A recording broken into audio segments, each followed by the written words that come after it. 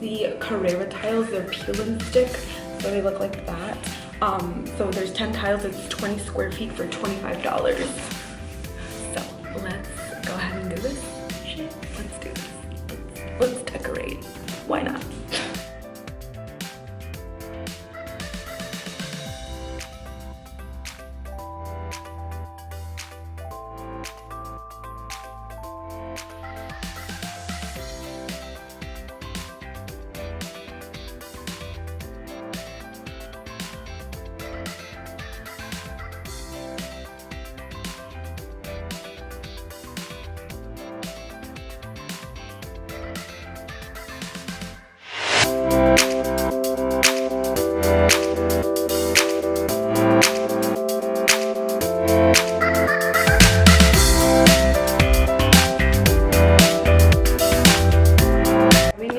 Cases of these, and then maybe like a small case, or maybe I can buy the large cases, map them out, and then buy the individual tiles if I don't need that many, but we're gonna see.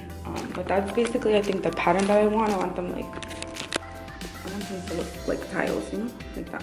So that's what the flooring is gonna be.